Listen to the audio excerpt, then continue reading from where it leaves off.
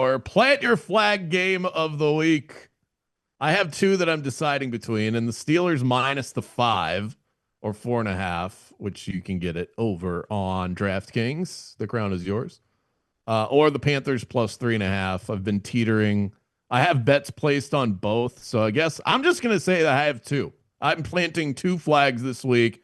Panthers plus 3.5 at home against the Cowboys. Steelers minus 5 at home against the Browns. This is a terrible spot for the Cleveland Browns. They come back after a trip to London, take on a Steelers team that's been on a bye, and you still have a rookie quarterback who looked all right. But now he's got to go up against the Steelers pass rush in Pittsburgh with the terrible towels waving. I think Aaron Rodgers is really good at getting the ball out of his hands quickly, so he can negate some of that pass rush from Cleveland. And they might get some guys back in this one too. So This this feels total's like 38 steep and a half, worst. though. And you think that they're going to cover 5.5? Like that doesn't feel right to me. I would not bet it past 5, but if you can get it 4.5 sitting right now at DraftKings, I bet it at 5 just because I don't like to lay the minus 115. I got it minus 110, but the Steelers would be one. The Panthers are the other. Another schedule spot disaster. The Cowboys, this is their third road game in 4 weeks. And Stuckey, you're gonna love this one because you love my power ratings. I have the I have the Cowboys as 1 point favorites in this game. What? Apparently, I'm having to relook at the Panthers a little bit, but still, even if I were to bump them up or bump them down, this is still a buy on the Carolina Panthers. You got a Rico Dowdle revenge game. Kidding, sort of. The Cowboys do have the worst graded run defense in the NFL, taking on a guy that just rumbled for 200 yards, who used to play for them.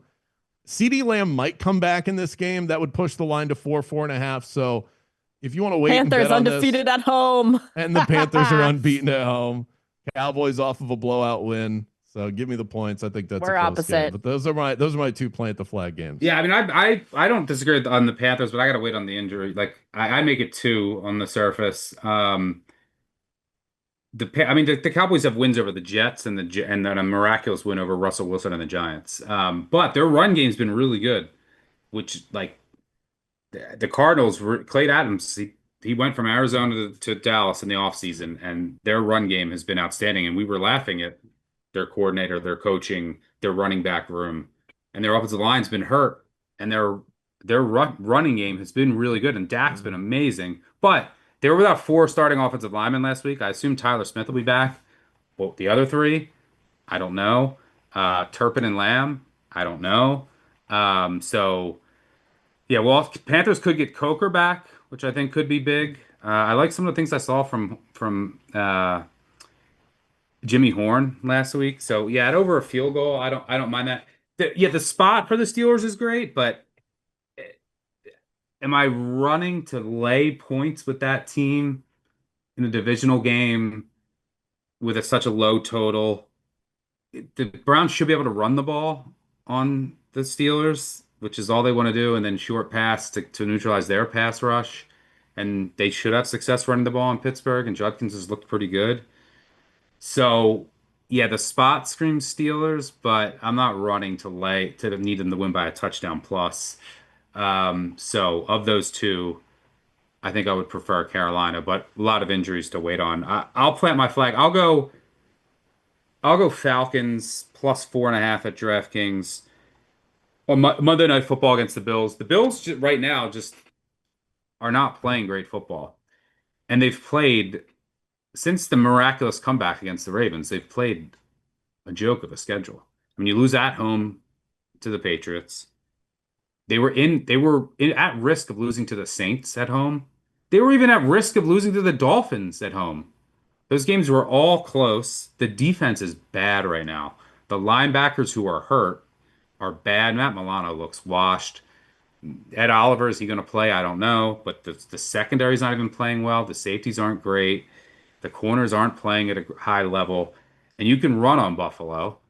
Well, that's bad news against Atlanta and their run game with Bijan and Algier. I think Atlanta will be able to move the ball. Atlanta's defense should be healthier. AJ Terrell should come back.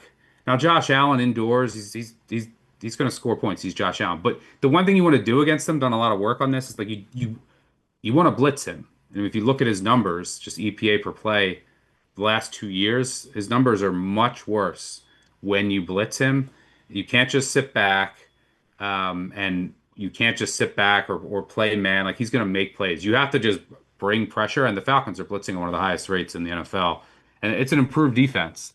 So if they're off the bye, they should be healthier. Like their wide receivers have been dealing with injuries, so yeah, 4.5. I think I'll plant my flag on the Falcons on Monday night. I think that's the game that goes right down to the wire.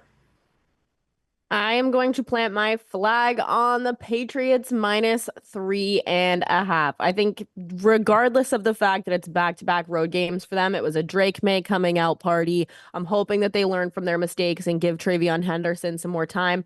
I don't understand what is going on with that coaching staff and not allowing him to play. People up here are really pissed about it, regardless of the win. I think that they're making a huge mistake with that situation, but they're getting healthier. They're getting better. The Saints have so many injuries. Don't really care that it's at home for them. Spencer Rattler, whatever. I get that people think that he's out kicking his coverage a bit. That's got to end at some point. I'm sure they're going to have some packages for Taysom Hill. But they're just injured, and the Patriots really surprised me this week. I think that they're finally coming together. Whether it's Drake May finally being able to buy in or understand or remember the Josh McDaniels playbook, because it's known for being complicated. And I think that that was probably a big struggle for him in the first few weeks, was just that he wasn't confident or caught up or well rehearsed enough with the Josh McDaniels system to be comfortable. But they won that game the other night. They deserve to win that game the other night. We can talk about the Bills issues that they're having all we want, but they still beat the Bills in Orchard Park in primetime. I think it's a good confidence spot for them. And, they finally got Hunter Henry involved in the pass game. I think that that was huge for them. Stefan looks like he's finally healthy. I think that this is a better spot for the Patriots against a crappy New Orleans Saints team that's injured. Don't care back-to-back road spots, whatever. Give me the Patriots. The fate of the Patriots has ended. You're buying high on the Pats. Wow. Now Who are you, all Kendra? against the Pats. They beat the Bills. Who I think the Bills I have are the Cowboys and the Patriots this week. Who am I? Help! Yeah, look, this line is now that it's crossed 3 because the Patriots won and Drake Mays look great. Everyone disrespects the Saints, and the Saints are better than people give them credit for. Yeah, What have they some done for me to respect them? There's some spread covering bastards, is what they are. Okay. Yeah, I mean they easily could have won in Buffalo if a couple plays break their way. They beat the Giants. They had one game go haywire, and it was in Seattle because of a ton of special teams mistakes. Rattler's playing decently. We'll see how this new Patriots team can handle that's the success. It's a bad spot. Like going down to New Orleans after that huge win in prime time over Buffalo, it screams like sleepy flat spot to me. And I think that there's some opportunities for New Orleans to move the ball, but I have to dig a little deeper onto that one. But yeah, we shall see.